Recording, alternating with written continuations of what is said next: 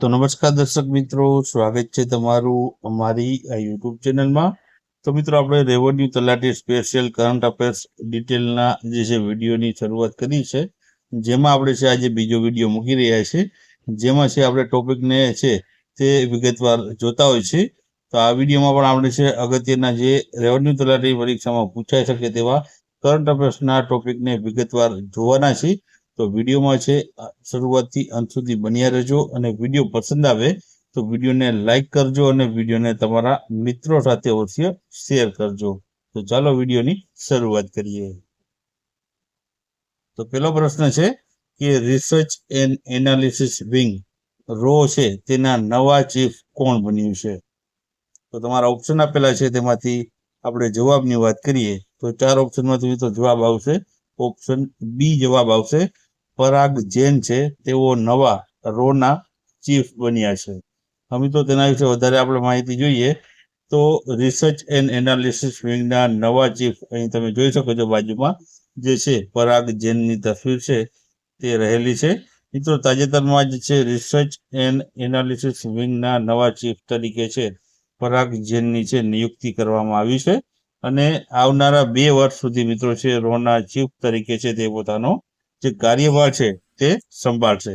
મિત્રો, એના વિશે આપણે વધારે માહિતી જોઈએ તો મિત્રો આ પરાગ જૈન છે તે પંજાબ કેડરના 1989 બેચના આઈએએસ અધિકારી રહેલા છે, અને તેઓ રવિ સિન્હાનું સ્થાન લેવાના છે.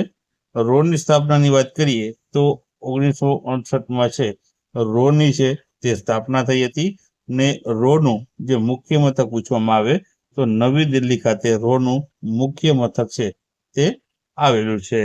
ત્યારબાદ આગળ વાત કરીએ આપણે તો આગળ મિત્રો છે કે ભારતે ઈરાનમાંથી જે છે ભારતીય નાગરિકોને ભારતમાં પરત લાવવામાં આવ્યા તે માટે કરેલું જે ઓપરેશન છે તેનું નામ શું છે?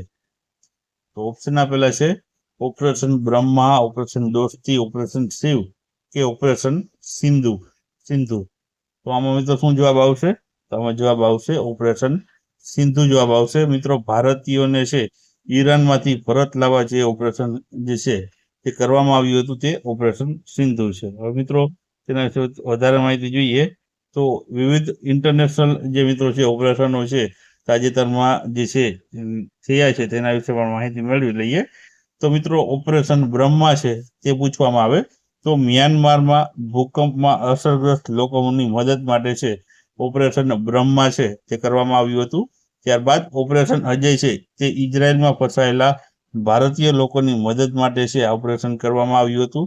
ત્યારબાદ ઓપરેશન દોસ્તી છે તે તુર્કી સિરિયામાં મદદ માટે છે મિત્રો આ કરવામાં આવ્યું હતું. ત્યારબાદ ઓપરેશન સિંદૂર છે તે પાકિસ્તાનમાં આતંકવાદીઓના કેમ્પને ધ્વસ્ત કરવા માટે છે જે છે આ ઓપરેશન હાથ ધરવામાં આવ્યું હતું. ત્યારબાદ ઓપરેશન ક્લિયર તે પહેલગામ હુમલાના મુખ્ય આતંકવાદીઓને મારવા માટે આ ઓપરેશન હાથ ધરવામાં આવ્યું હતું. અને ઓપરેશન શિવ છે તે અમરનાથ યાત્રીઓ માટે સુરક્ષા બળો દ્વારા શરૂ કરવામાં આવેલું આ ઓપરેશન રહેલું છે. તો આ વિવિધ ઇન્ટરનેશનલ ઓપરેશનો રહેલા છે. ત્યારબાદ આગળ વાત કરીએ આપણે તો આગળ છે ઓર્બિટિંગ નાવ દ્વારા જાહેર કરેલી યાદી મુજબ સૌથી વધુ સેટેલાઇટને અંતરિક્ષમાં મૂકનાર દેશ કોણ છે? તો ઓપ્શન આપેલા છે રશિયા, અમેરિકા, ભારત કે ચીન. આમાં જવાબ આવશે ઓપ્શન બી આવશે અમેરિકા દેશ છે, જેમણે સૌથી વધુ જે છે જે અંતરિક્ષમાં જે છે સેટેલાઇટો મૂકી છે. તો તેના વિશે વધારે માહિતી જોઈએ તો મિત્રો, સૌથી વધુ સેટેલાઇટ અંતરિક્ષમાં જે છે મૂકતા દેશોની વાત કરીએ તો તેમાં છે આ યાદી પ્રમાણે જે કુલ 145 સેટેલાઇટ છે 2025માં જે અંતરિક્ષમાં મૂકવામાં આવેલી છે. આ યાદી પ્રમાણે મિત્રો સૌથી વધુ જે છે અંતરિક્ષમાં ઉપગ્રહ મૂકનાર દેશ હોય તો તે અમેરિકા દેશ રહેલો છે. ત્યારબાદ બીજા ક્રમ ઉપર મિત્રો રશિયા દેશ છે, અને ત્રીજા ક્રમ ઉપર ચીન દેશ છે. ચોથા ક્રમ ઉપર યુકે, અને 5મા ક્રમ નંબર ઉપર જાપાન દેશ છે, અને આપણો ભારત દેશ છે 6ઠા ક્રમ ઉપર રહેલો છે. ત્યારબાદ ભારતના મિત્રો સેટેલાઇટની વાત કરીએ તો સ્પેડેક્સ છે, NVS-02 છે, અને EOS-09 વગેરે છે સેટેલાઇટો ભારતે છે 2025માં જે મૂકેલી છે. ત્યારબાદ કે હરુણ ગ્લોબલ યુનિકોર્ન ઇન્ડેક્સ 2025માં ભારતનો ક્રમ કેટલામો રહ્યો છે? તો ઓપ્શન આપેલા છે પ્રથમ, બીજો, ત્રીજો કે ચોથા ક્રમ ઉપર. તો આમાં જવાબ આવશે મિત્રો ઓપ્શન સી આવશે. ભારત છે આ ઇન્ડેક્સ પ્રમાણે છે ત્રીજા ક્રમ ઉપર રહ્યું છે. હવે મિત્રો આ અરુણ ગ્લોબલ ઇન્ડેક્સ વિશે વધારે માહિતી જોઈએ. તો મિત્રો અરુણ ગ્લોબલ ઇન્ડેક્સ છે તે કોના દ્વારા પહેલા તો જે છે જાહેર કરવામાં આવે છે તે જોઈએ. તો અરુણ ગ્લોબલ જે યુનિકોર્ન ઇન્ડેક્સ છે મિત્રો તે છે જે અરુણ ગ્લોબલ જે ઇન્સ્ટિટ્યૂટ દ્વારા છે આ જાહેર કરવામાં આવતું હોય છે. અને આ રિપોર્ટ પ્રમાણે છે વિશ્વમાં કુલ 1523 જેટલા સ્ટાર્ટઅપ હતા જેમને યુનિકોર્નનો દરજ્જો છે તે મળ્યો છે. સૌથી વધુ સ્ટાર્ટઅપ મિત્રો યુનિકોર્ન બન્યા હોય તો તે અમેરિકા દેશમાં બન્યા છે, 758 જેટલા છે. બીજા ક્રમ ઉપર ચીન દેશ છે. અને આપણા ભારત દેશની વાત કરીએ તો ભારત દેશનો ક્રમ છે ત્રીજો ક્રમ છે અને 64 જેટલા જે છે સ્ટાર્ટઅપ યુનિકોર્ન ભારત દેશમાં બન્યા છે. આ રિપોર્ટ પ્રમાણે મિત્રો યુનિકોર્ન સિટીની વાત કરીએ તો સેન ફ્રાન્સિસ્કો અમેરિકાનું જે સિટી છે તેને યુનિકોર્ન સિટી તરીકે પણ ઓળખવામાં આવે છે. ત્યારબાદ આગળ વાત કરીએ આપણે તો આગળ મિત્રો છે યુએસ ઓપન બેડમિન્ટન ટુર્નામેન્ટ 2025નું ટાઇટલ જીતનાર પ્રથમ ભારતીય છે તે કોણ બન્યા છે? તો ઓપ્શન આપેલા છે અજય મેનન, અંકિત ગોયલ, વિજય શર્મા કે આયુષ શેટ્ટી. તો આમાં જવાબ આવશે ઓપ્શન ડી આવશે. આયુષ શેટ્ટી છે તે યુએસ ઓપન બેડમિન્ટન ટુર્નામેન્ટ 2025 જીતનાર પ્રથમ ભારતીય બન્યા છે. ત્યારબાદ તેના વિશે આપણે વધારે માહિતી જોઈએ તો તાજેતરમાં જ યુએસ ઓપન જે બેડમિન્ટન ટુર્નામેન્ટ છે તેનું ટાઇટલ જે છે તે આયુષ શેટ્ટીએ જીત્યું છે.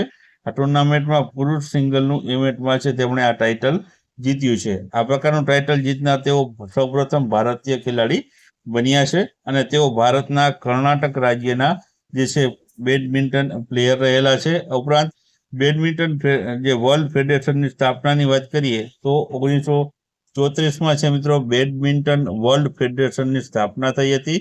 અને બેડમિન્ટન જે વર્લ્ડ ફેડરેશનનું જે મુખ્ય મથક છે તે મલેશિયા ખાતે આવેલું છે. ત્યારબાદ આગળ આપણે વાત કરીએ તો આગળ જે છે પ્રશ્ન છે તાજેતરમાં ગુજરાત રાજ્યમાંથી પ્રાચીન હડપ્પાના જે દફન વિધિના પુરાવા છે તે ક્યાંથી મળ્યા છે? તો ઓપ્શન આપેલા છે સુરેન્દ્રનગર, અમદાવાદ, કચ્છ કે રાજકોટ ખાતેથી. તમે જવાબ આવશે ઓપ્શન સી આવશે. કચ્છ ખાતેથી છે મિત્રો આ પુરાવા મળ્યા છે. તો આમાં વધારે માહિતી મેળવીએ તેના વિશે તો મિત્રો આ જે છે ગુજરાત રાજ્યમાં સૌથી પ્રાચીન એવા હડપ્પાના દફન વિધિના પુરાવાઓ છે મળી આવ્યા છે. મિત્રો આ પુરાવા ગુજરાતના કચ્છ જિલ્લાના જે લખતર પાસેથી આ પ્રાચીન દફન વિધિના પુરાવા મળી આવ્યા છે. અને આ પુરાવાની જે શોધ છે મિત્રો કેરળ વિશ્વવિદ્યાલય દ્વારા છે પુરાતત્વ વિભાગ દ્વારા છે કરવામાં આવેલી છે. આ ઉપરાંત મિત્રો કચ્છમાં ધોરાવીરા પણ કચ્છમાં આવેલું જે પુરાતત્વીય સ્થળ રહેલું છે જ્યાંથી છે વિશ્વનું સૌથી જૂનું સાઇનબોર્ડ પણ મળી આવેલું છે. ત્યારબાદ આગળ વાત કરીએ આપણે તો એક્ઝિઓમ 4 મિશન દ્વારા આંતરરાષ્ટ્રીય અવકાશ મથકની મુલાકાત લેનાર પ્રથમ ભારતીય કોણ બન્યા છે?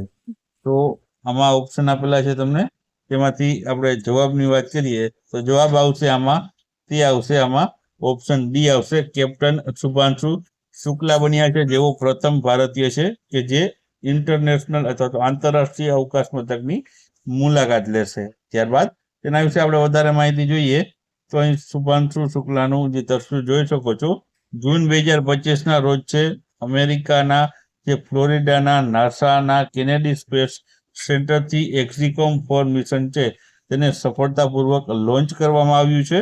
અને આ સ્પેસએક્સના જે ફાલ્કન 9 બ્લોક 5 રોકેટના ઉપયોગ આમાં છે કરવામાં આવેલો છે. અને આ ક્રૂ ડ્રેગન C-212 અવકાશયાન દેશની પ્રથમ ઉડાન હતી.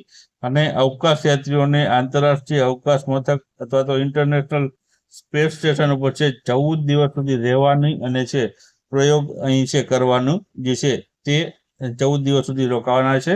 ત્યારબાદ આગળ વાત કરીએ આપણે તો આમાં મિત્રો છે તે એક્ઝિઓમ મિશન 4A સ્પેસએક્સ અને છે નાસા સાથે ભાગીદારીમાં છે આ છે સંચાલિત જે છે સ્પેસ સ્ટેશન ઉપર માટે ખાનગી અવકાશ ઉડાન રહેલી છે.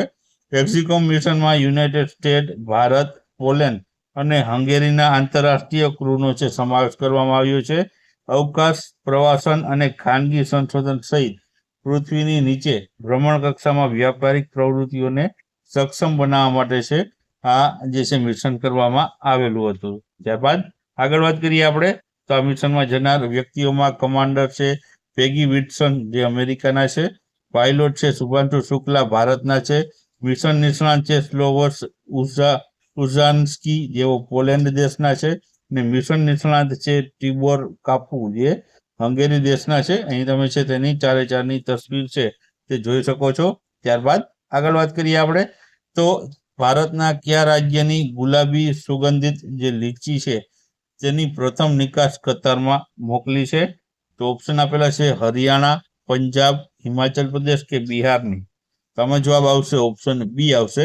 પંજાબની આ ગુલાબની સુગંધિત લીચી છે તેને કતારમાં છે નિકાસ માટે પ્રથમવાર મોકલાયેલી છે. મિત્રો આના વિશે વધારે માહિતી જોઈએ તો આ જે છે ભારતના તાજેતરમાં પંજાબના પઠાણકોટમાં કતારમાં 1 મેટ્રિક ટન જેટલી ગુલાબની સુગંધિત લીચીનો પ્રથમ જથ્થો છે મોકલવાનો પ્રારંભ કરવામાં આવ્યો છે. આ ઉપરાંત મિત્રો છે પઠાણકોટથી યુએઈમાં 1/2 ટન મેટ્રિક ટન લીચી પણ બીજી નિકાસમાં કરી છે.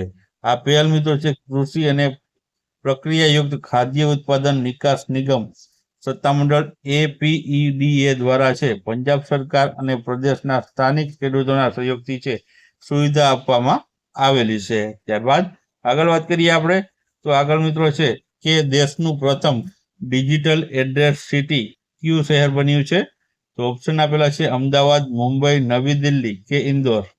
આમાં જવાબ આવશે ઓપ્શન ડી આવશે, ઇન્દોર બન્યું છે.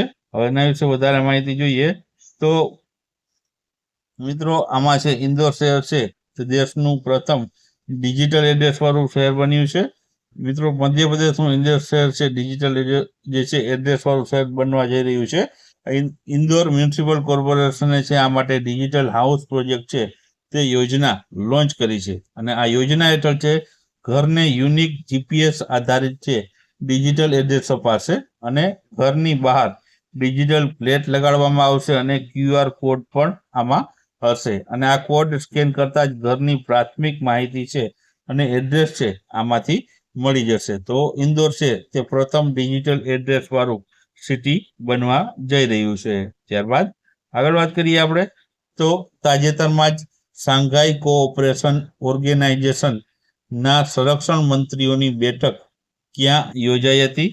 તો ઓપ્શન આપેલા છે અમેરિકા, ચીન, રશિયા કે ભારત દેશમાં. આમાં જવાબ આવશે ઓપ્શન બી આવશે, ચીન દેશમાં યોજાણી હતી. આના વિશે વધારે માહિતી જોઈએ તો SCOના સંરક્ષણ મંત્રીઓની બેઠક મિત્રો ચીનના કિંગદાઓમાં જે શાંઘાઈ કોઓપરેશન ઓર્ગેનાઇઝેશન છે તેની જે સંરક્ષણ મંત્રીઓની બેઠક યોજાણી હતી. ભારત સંયુક્ત જે ત્યાંનું ઘોષણાપત્ર હતું તેમાં હસ્તાક્ષર કરવાનો ભારતે ઇનકાર કર્યો હતો. આનું કારણ હતું કે ભારતને આ સંયુક્ત દસ્તાવેજની ભાષામાં સંતુષ્ટ ન હતી અને તેમાં છે સરહદ પારની આતંકવાદી પ્રવૃત્તિઓનો કોઈ ઉલ્લેખ ન હતો. આ ખાસ કારણે છે પહેલગામ આતંકવાદી હુમલાનો તેમાં છે કોઈ પણ પ્રકારનો ઉલ્લેખ ન હોવાને કારણે છે ભારતે આમાં હસ્તાક્ષર કર્યા ન હતા. ત્યારબાદ આગળ વાત કરીએ આમાં તો આ બેઠક વિશે કે આની સ્થાપના ક્યારે થઈ હતી? તો 26 એપ્રિલ 1996ના રોજ ચીનના શાંઘાઈમાં થયેલી એક બેઠકમાં ચીન, રશિયા, કઝાકિસ્તાન, કિર્ગિસ્તાન અને તાર્કિસ્તાન એમ કુલ 5 દેશો મળીને આની સ્થાપના થઈ હતી. આ સંગઠન મિત્રો શાંઘાઈ 5 તરીકે ત્યારે ઓળખાતું હતું અને જે મિત્રો શાંઘાઈ જે છે ઓર્ગેનાઇઝેશન તેની 17મી સમિટમાં મિત્રો ભારત દેશ છે આ સંગઠનમાં 7મા દેશ સભ્ય તરીકે બન્યો હતો. હાલમાં મિત્રો છે આમાં 10 જેટલા સભ્યો છે તેમાં ઉઝબેકિસ્તાન, ભારત, પાકિસ્તાન, ઈરાન અને બેલારુસનો પણ હવે છે તે સમાવેશ થાય છે.